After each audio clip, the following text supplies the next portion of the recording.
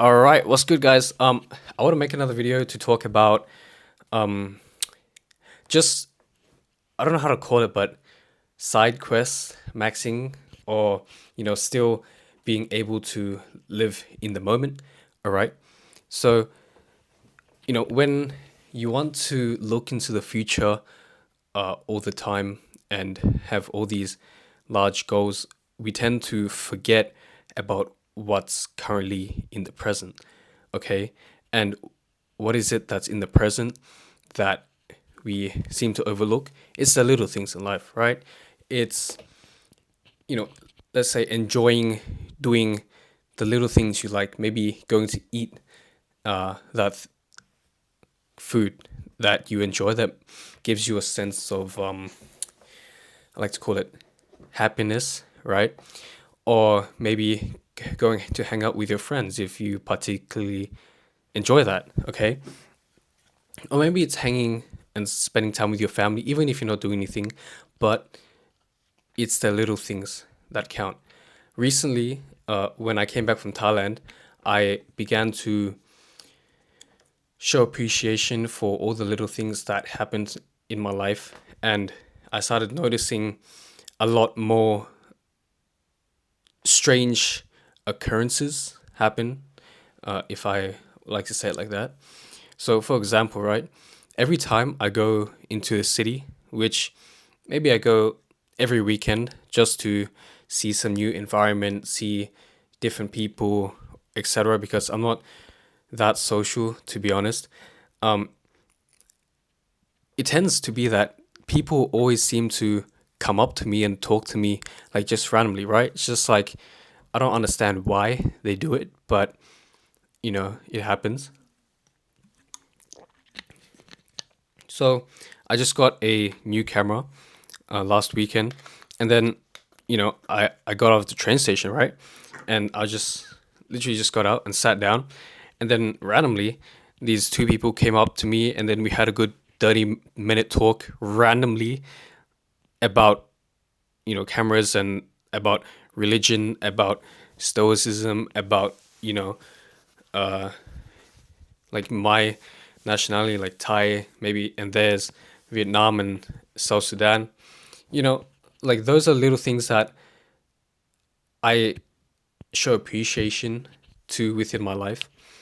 And also, even if I don't have a lot, but what one of my friends from Thailand that I met when I first went there, his name is Jiwa. I'm pretty sure you can see him on my channel. We did like a 40-minute fucking podcast, right?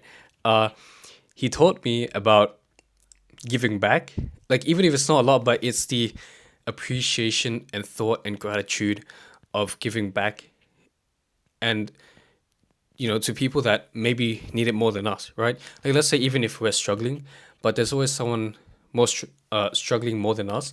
So even if you give, let's say, $5, $10, every single week, it builds up this psychology, like this mentality in you that you are the type of person that is able to show empathy and uh, give back to people without needing anything back, right? And what you will find is that even if you don't really want anything back, the universe seems to give back to you naturally. Maybe that's this week, next week, or within some endeavor you're trying to do. Like it gives you, you know, maybe some like to say it, good karma, right? But I would like more to think about it as you tapped into that frequency of a person that understands, like, what's I was saying? Like, you give and then you get, right? But the person that gives and always thinks of, oh, what am I going to get back? Will never get anything back because that's the wrong way to think about it. You have to think about it as you give something, right? And then eventually, like, you don't have to think and be stressed and boost your cortisol and think, oh, am I going to get it back tomorrow? Like, when's the good karma going to come? No, it'll come one way or another, that maybe is you might experience a near death experience and you're safe when you could have died. That could be it, right? But that could be 50 years down the line. You just gotta give grace and be able to be grateful, basically. That's one thing. Like, also nothing that comes with appreciation is gratefulness, right? Maybe when I first, started growing up in my teenage years, I was not as grateful and appreciative of what I have, even if we think we don't have a lot, but we always have more than most people around us. Like when you, let's say you go to Africa or Asia or these third world countries, you really begin to be grateful of what you have, even if it's not a lot, because some people don't have anything, like nothing, like even if they don't do drugs, but they don't have anything, and those are the times where you really need to show grace. And if you see them, and you see that they're not the type of person that will go buy fucking drugs, and they're genuinely struggling and genuinely maybe trying to help themselves out of the situation and support themselves and their family, then help them, right? Like there was this grandpa in Thailand when I was there in Chiang Mai.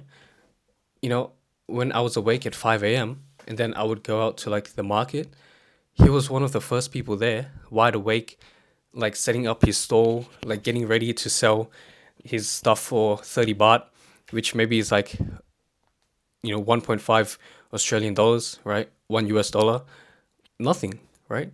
And then, you know, even if I'm not going to eat it, I buy it from him, maybe buy 60 baht, 100 baht worth of stuff, and it makes his day.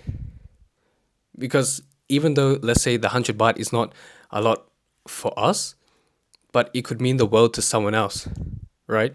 So when you put it into a perspective like that, you begin to not worry as much because you become grateful and appreciative of what you have. But obviously, we can never be comfortable and happy where we are. But at least stop and show grace and be appreciative and grateful for what you currently have. Maybe this will put you out of some fucking depression or stress or I don't know what, but get you out of this bad mindset, right? Well, that's really all I have to say today, to be honest. And yeah, I hope this helped.